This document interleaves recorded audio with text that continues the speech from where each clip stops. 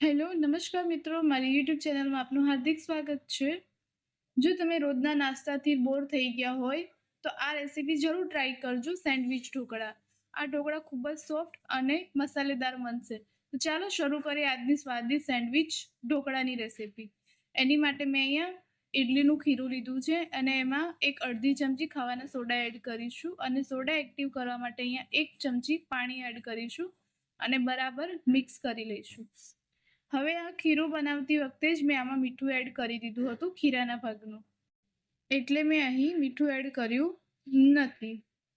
હવે એક થાળી લઈશું, એના પર તેલ લગાવી દઈશું અને બેટરને પાથરી દઈશું અને બેટરને થોડું પતલું જ પાથરવાનું છે કેમ કે આપણે 3 લેયર્સ બનાવવાના છે।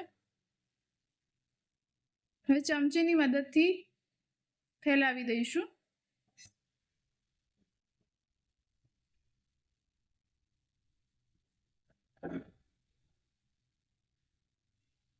તમે જોઈ શકો છો કે થાળીમાં સરખું પથરાઈ ગયું છે। હવે આપણે એને સ્ટીમ કરવા મૂકી દઈશું ઇડલીના કુકરમાં 2 થી 3 મિનિટ સુધી। હવે ગ્રીન ચટણી માટે મેં અહીંયા કોથમીર લીધી છે, 3 લીલા મરચાં લીધા છે સમારીને, 3 આદુના ટુકડા, ધાણા જીરું પાવડર 1 ચમચી, 1 ચમચી ચાટ મસાલો, સાથે સાથે સ્વાદ પ્રમાણે મીઠું એડ કરીશું, 1 ચમચી લીંબુનો રસ એડ કરીશું અને થોડુંક પાણી એડ કરીને આપણે ચટણી બનાવી લઈશું। હવે મેં અહીંયા 1 વાટકીમાં બેટર લીધું હતું ઇડલીનું, એમાં આપણે આ ગ્રીન ચટણી એડ કરીને બરાબર મિક્સ કરી લઈશું જ્યાં સુધી ગ્રીન કલર ના આવી જાય। તમે જોઈ શકો છો કે ખીરામાં ગ્રીન કલર આવી ગયો છે। હવે આપણે એકવાર બેટરને ચેક કરી લઈશું કે ચીપકે છે કે નહીં। જો નથી ચોંટતું હાથમાં તો આપણે ગ્રીનવાળું બેટર એમાં પાથરી દઈશું ચમચીની મદદથી।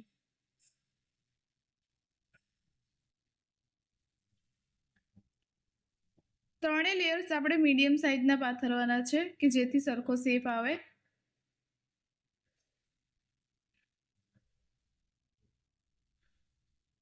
ફરી આપણે 2 થી 3 મિનિટ માટે સ્ટીમ કરવા મૂકી દઈશું, વધારે ટાઈમ નથી લાગતો। હવે આપણે સાદું ઇડલીનું જે ખીરું છે એ ફરી એડ કરીશું એના ઉપર।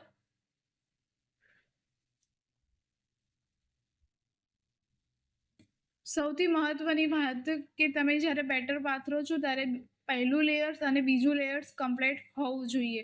જો ચીપકતું હોય હાથમાં તો ફરીથી એને સ્ટીમ કરવા મૂકી દેવું, નહીં તો પછી ત્રણેય મિક્સ થઈ જશે।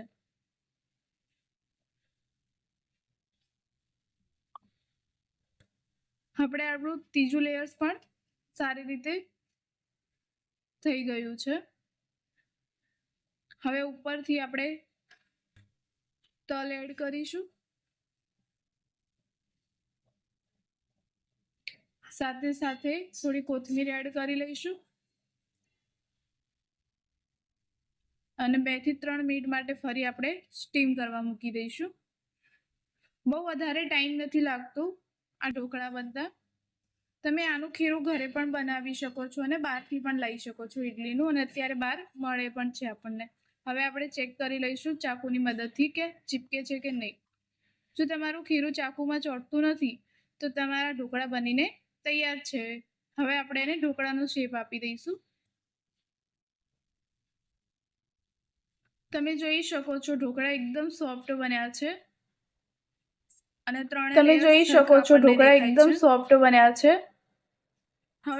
ત્રણે લેયર્સ સરખા આપણને દેખાય છે। તેલ ગરમ કર્યું છે, એમાં હવે આપણે વઘાર કરી લઈશું। વઘાર માટે અહીંયા મેં તેલ ગરમ કર્યું છે, એમાં રાઈ, જીરું, હિંગ એડ કરી દઈશું અને લીલા મરચાં અને કડી પત્તા એડ કરી અને આપણે ઉપરથી એડ કરી દઈશું। કેવી લાગી? તો તૈયાર છે મિત્રો આપણા સેન્ડવિચ ઢોકળા।